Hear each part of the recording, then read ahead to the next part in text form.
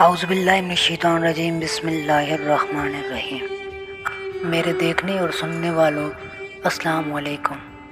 Chabahar اور Gwadar game changer یا great game.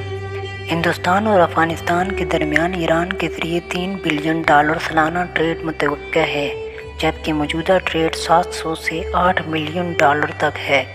اس trade سے افغانستان کو تجارتی خسارے میں اضافہ ہوگا۔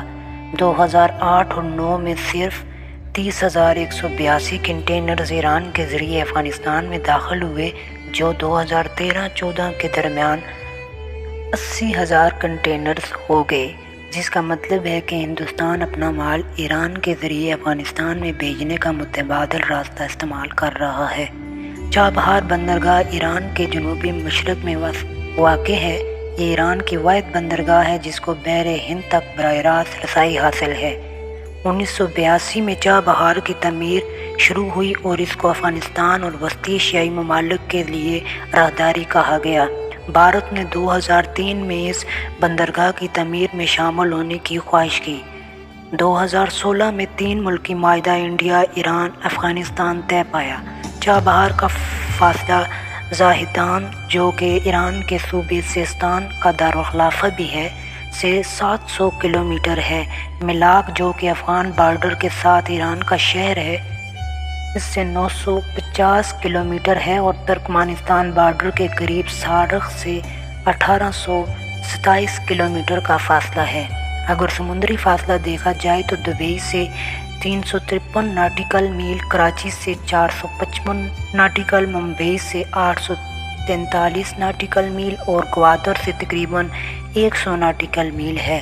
ایران کے پاس بندر عباس بندرگاہ موجود ہے، لیکن وہ بندرگاہ اتنی گہری نہیں۔ اس کے مقابل میں چابہار زیادہ گہری ہے، جو تقریباً 1,00,000 ٹن تک کا سامان اتارنے کی صلاحیت رکھتی ہے۔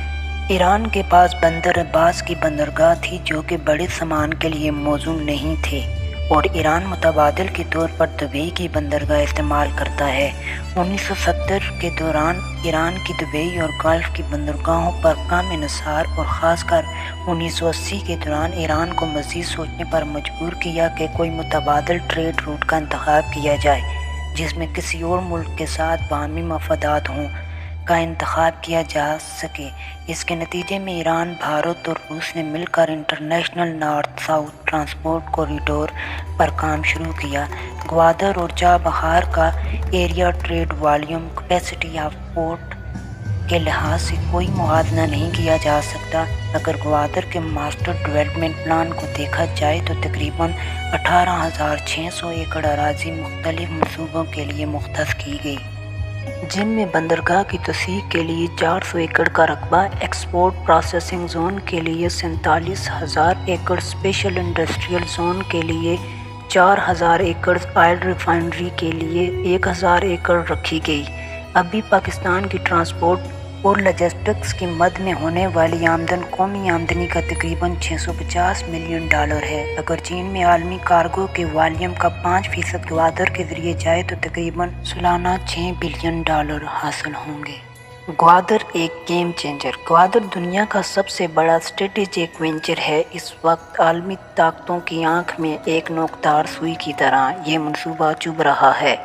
عالمی استعمار اپنی پوری توانائی اس منصوبے کی ناکامی پہ صرف کر رہا ہے۔ میڈیا اور پروپیگنڈا کے دوسرے ذرائع بروئے کار لا کر رائے کو پاکستان کے خلاف ہموار کیا جا رہا ہے۔ بھارت سمیت کئی ممالک کی خفیہ ایجنسیاں یہاں اپنا بھیانک کھیل کھیل رہی ہیں، جس کا ایک واضح ثبوت ایرانی سرحد کے قریب سے بھارتی جاسوس کلبھوشن کی گرفتاری ہے۔ کئی دیگر جاسوس بھی پکڑے گئے، جن کے اعترافی بیانات قومی پریس میں شائع ہو چکے ہیں کہ وہ اقتصادی راہداری کے منصوبے کو ناکام بنانے پہ کام کر رہے تھے۔ باخبر لوگ افغان طالبان کے سربراہ ملا اختر منصور کی پاکستان میں ڈرون حملے سے موت کو بھی اسی گریٹ گیم کا حصہ کہہ رہی ہے، تاکہ پاکستان کے متعلق عالمی رائے کو مثبت نہ ہونے دیا جائے۔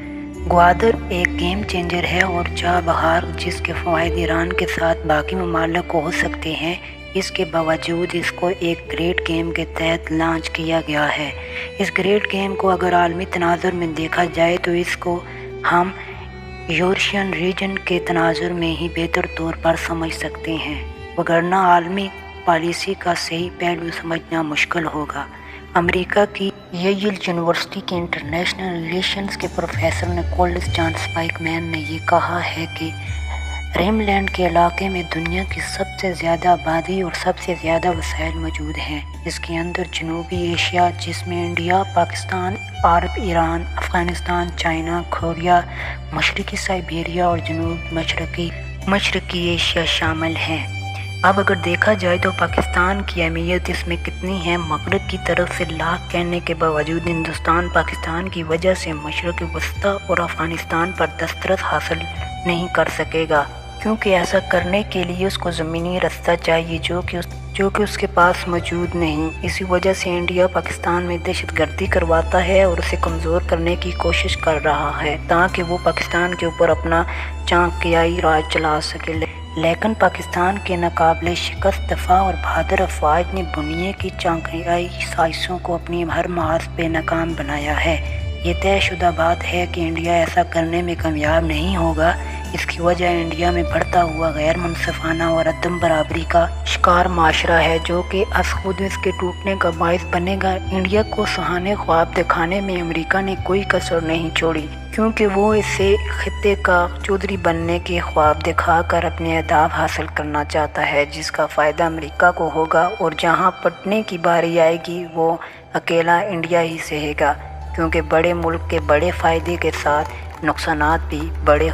آخر میں ہمیں اپنی اندرونی معاملات پہ بھی توجہ مرکوز کرنے کی ضرورت ہے کہ جہاں ایک طرف شدت پسندی کی وجہ سے دہشت گردی کا ہمیں سامنا ہے، وہیں کرپشن بھی دہشت گردی سے کم نقصان دہ نہیں ہے۔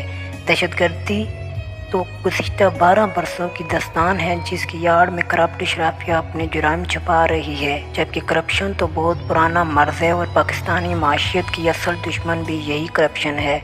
چائنا پاکستان اقتصادی راہداری منصوبے کی ترقی اس بات سے مشروط ہے کہ دہشت گردی اور کرپشن کو مکمل طور پر ختم کیا جائے۔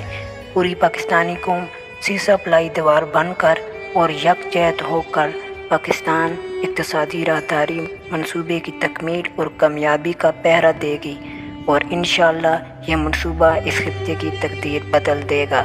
اسی کے ساتھ ملک کو اجازت دیجیے اور ہمارے چینل کو سبسکرائب اور بیل آئیکن کو پریس کر دیجیے تاکہ ہماری نئی آنے والی ویڈیو کی نوٹیفیکیشن آپ تک پہنچ سکے۔